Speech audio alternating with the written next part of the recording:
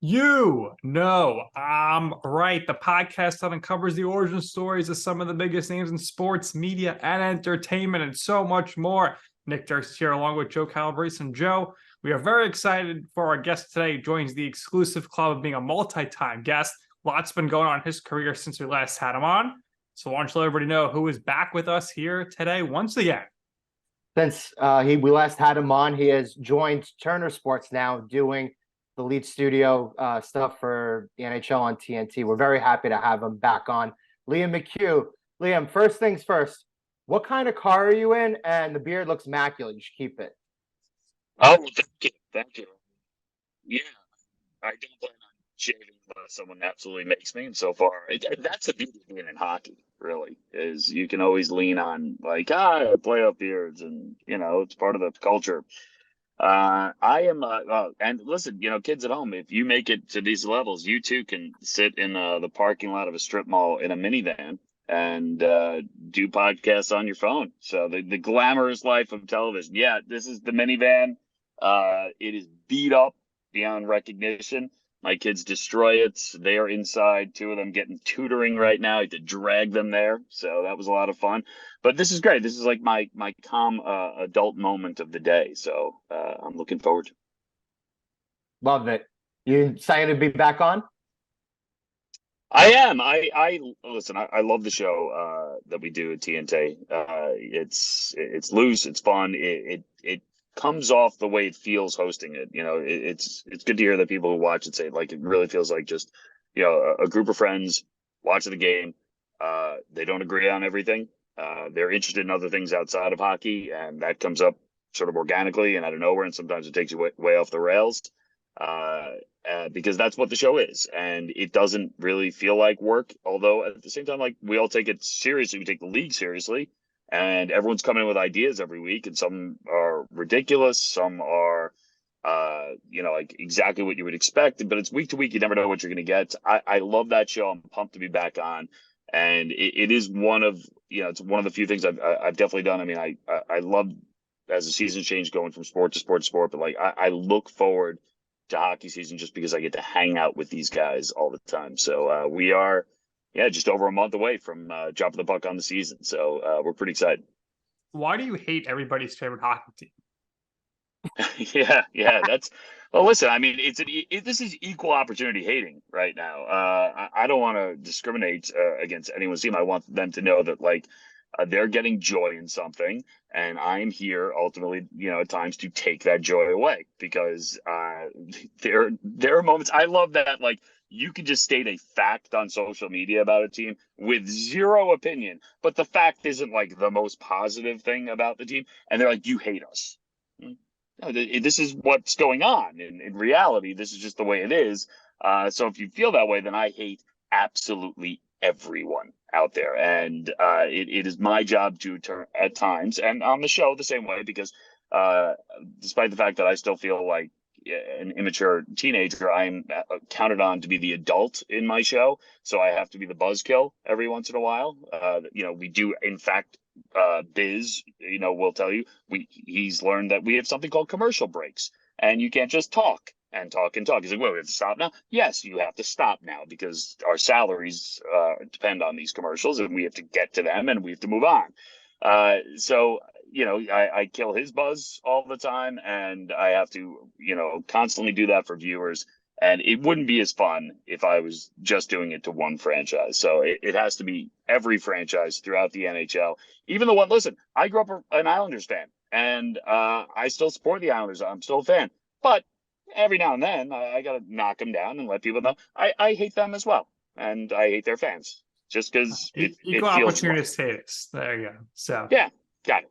So how did the opportunity come for you to join Turner? What was that process like for you? And then how did you guys build that chemistry?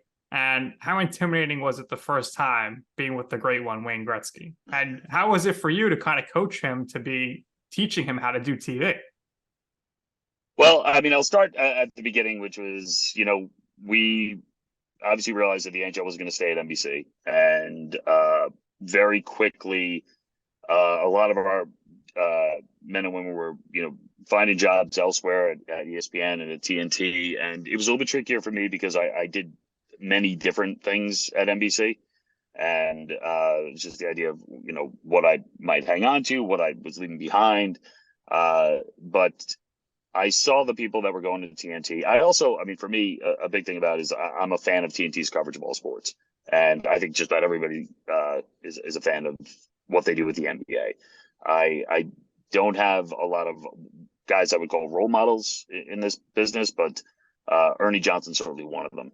And I think it's not just how he presents himself on air and how respected he is. It's just like his ability to let shows breathe and let the analysts be who they are and show their personality. That was always something that I want to have a show like that.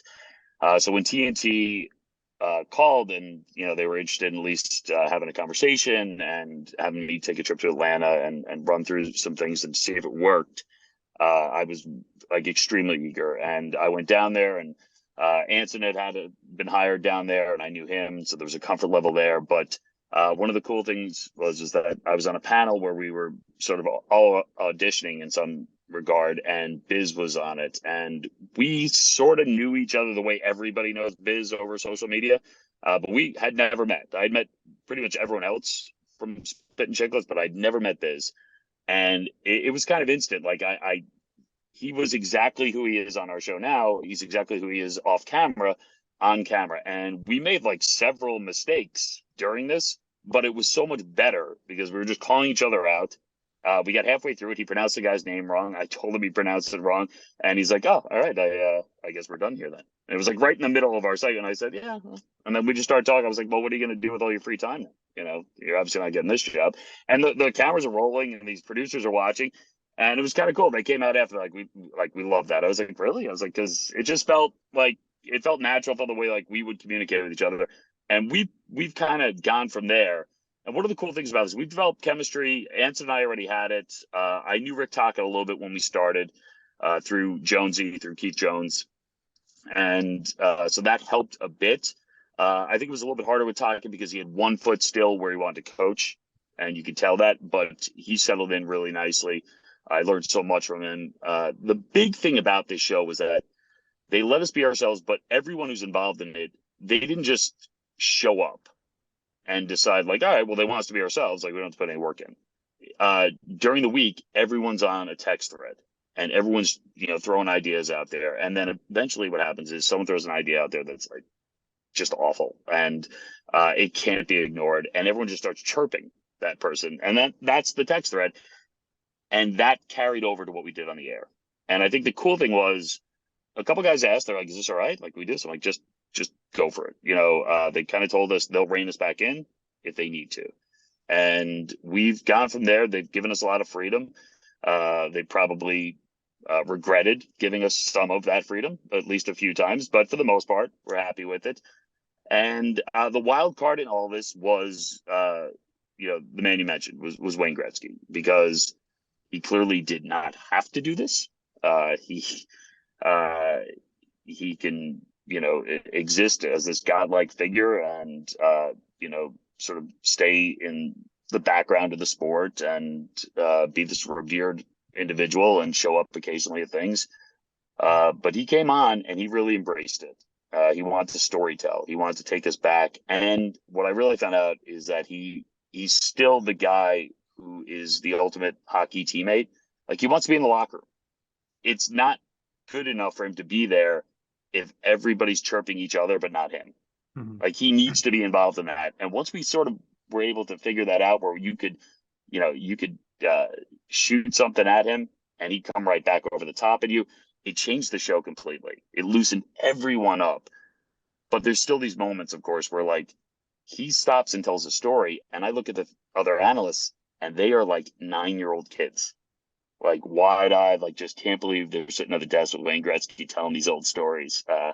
And those moments are fantastic. But I have to say, the fact that he was someone who didn't need this, could have looked at us and be like, you're a bunch of clowns. I don't need to be at this desk with you.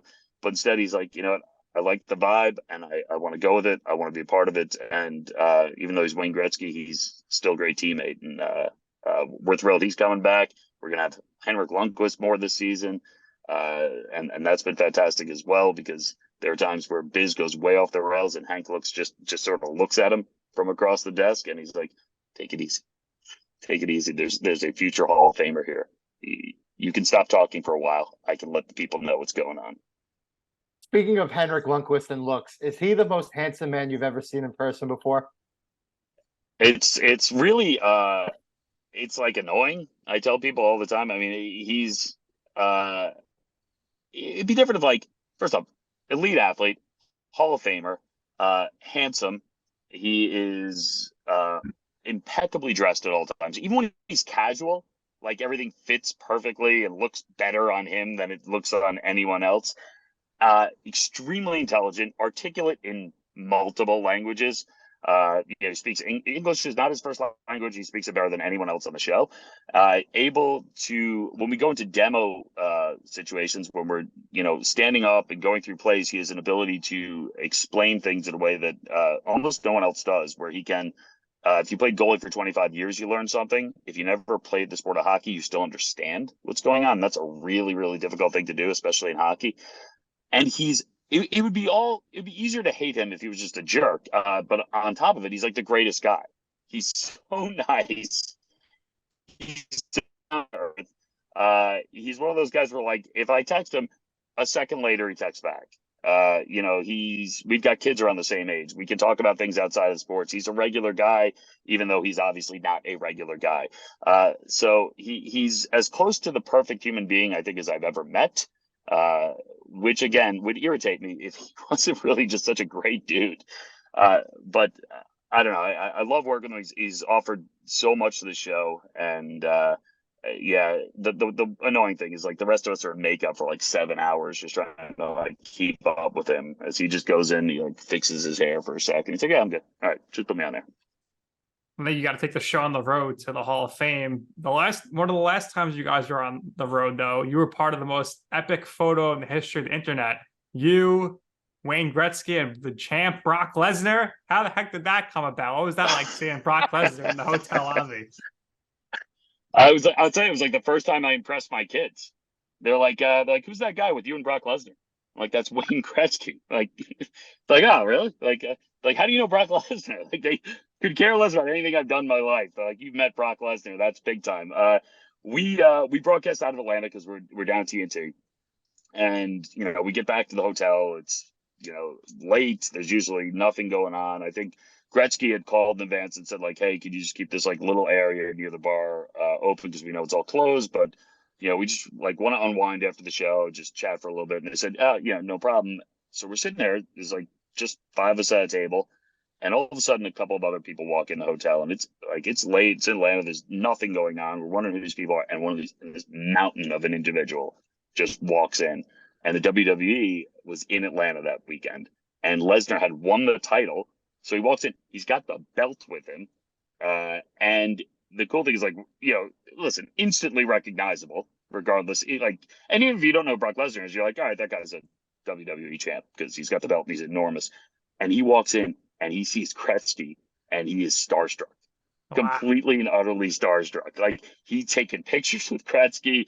He's waking people up. It's late at night to FaceTime them so they can see him with Gretzky, because he's an enormous hockey fan. He actually lives a good amount of time right now in Canada.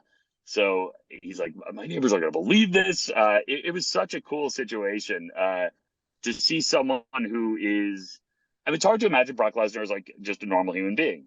Or as someone who's going to be a fanboy over someone else. But that's exactly what happened. And he just wanted to sit there. He told us some great stories, which was awesome. But he just wanted to hear Gretzky stories. That was it. He just wanted to sit there, be entertained, and then be able to go back and tell people, like, "I met Wayne Gretzky. You got to hear this story." It was such a cool moment. But it is, to this point, I think, like, one of 2 or 3 times that my children have been impressed with my job.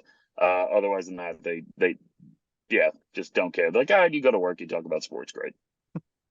So talk to us about the the grind, the travel schedule for you, Long Island to Atlanta and back, and your living accommodations there. How many days are you spending in Atlanta per week?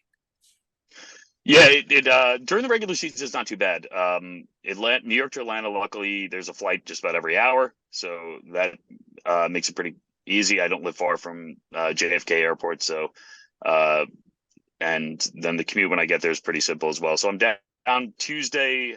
We do the show Wednesday. I come back Thursday most weeks. Occasionally we have Sunday games, and that changes things a bit, where you're sort of back and forth and never really in one place.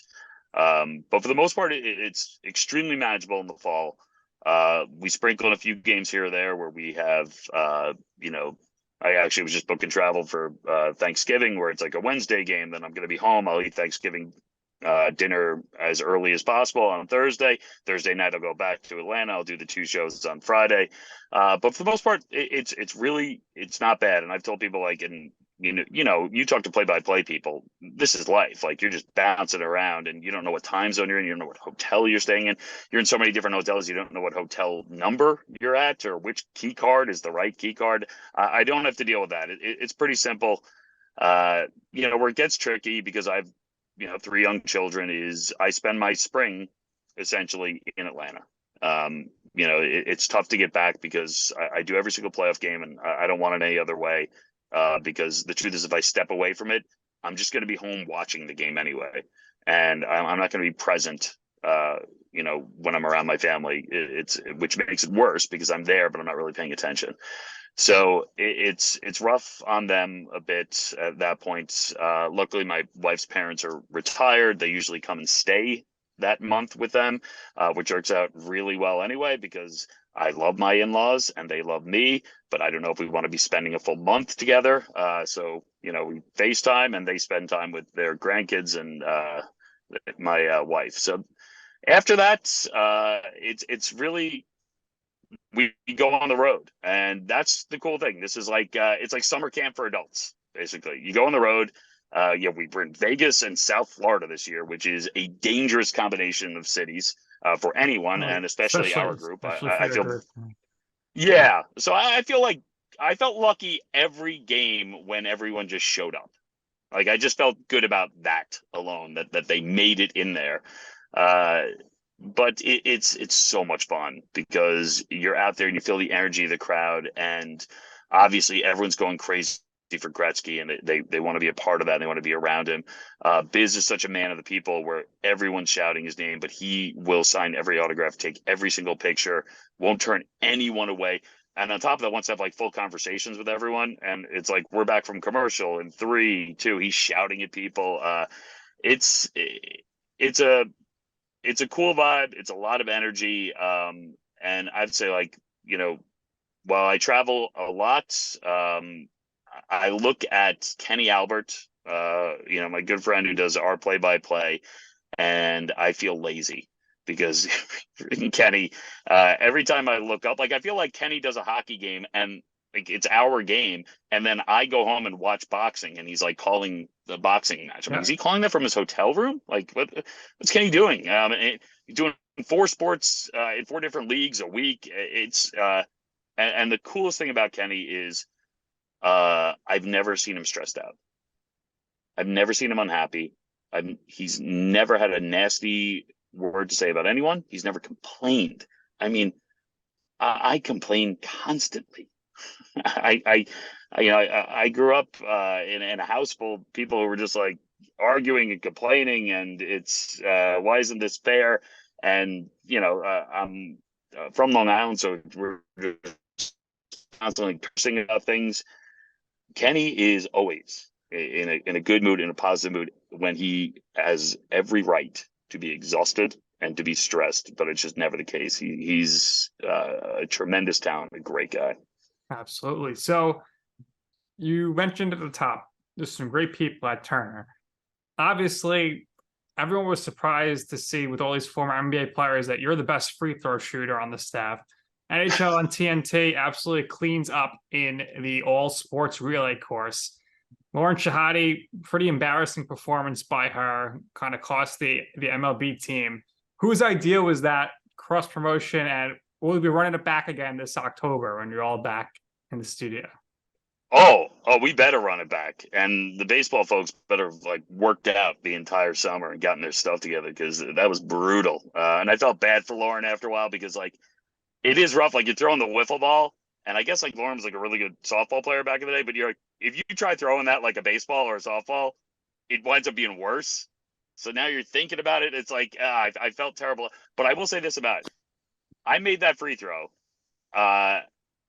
It was the most nervous I've been doing anything for television, because I also knew if I missed, the amount of crap I was going to start hearing from Shaq and Chuck and Kenny, I was never going to make it after that. I would have been shooting for like 3 hours and just missing and missing and missing. But there was nothing better than hearing Barkley. Oh, here comes my kid right now. We are getting interrupted. Nothing better than hearing Barkley come on and say, "You can get in. Go ahead, buddy." Saying, "I can't believe, how the hell did Liam McHugh make that free throw?" And this is one of my guys back here. Hey, Corin. Hey. And I would say, outside of the pro wrestling introduction and showing him the pictures of Brock Lesnar, that was like the other time that I impressed my kids, because I don't think they believed that I was going to make that shot either. But we better run it back. We have bragging rights right now. We're ready to go. But I do have to drive somebody home from tutoring right now, because I've already made him do this. There he is. Hey, there he is. Mullet and all. All right. So again, live TV. Quickly though, joining Apple for the MLS coverage. How was that? It's been cool. I played soccer in college, lifelong fan, did Premier League at NBC, so I wanted to get back into it. It's a bit more of a startup, and I didn't know if I could handle the sort of whip around show, the red zone type show that we've had. It's something different. I like, at this point, trying to get out of my comfort zone, and that's definitely out of it. But I love it. It's been a lot of fun. In fact, I'm going on the road in just a couple of days to LA to see Messi play and host that. So I can't wait to see that.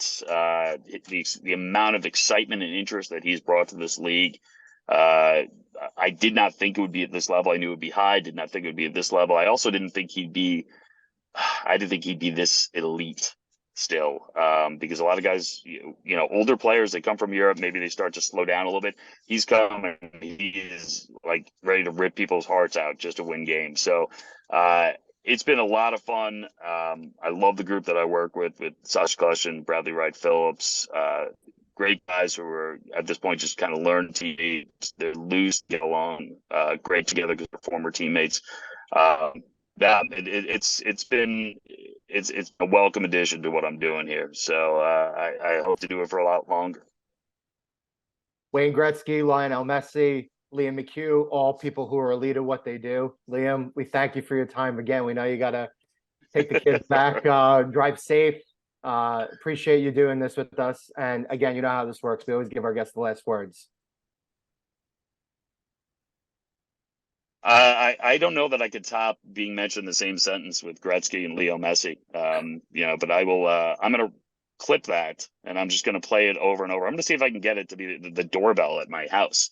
Like when it rings, if that could just like be what plays outside and inside from now on. So we'll see. All right, I'm terrible at technology, but I will pay someone to make that happen. So, guys, I really appreciate it. Always good coming on, and hope to get to do it again. All right, thank you very much. That's going to do it here for this episode of You Know I'm Right. For our very special guest, Liam McHugh, for my co-host, Joe Calabrese, I'm Nick Durst, and this has been You Know I'm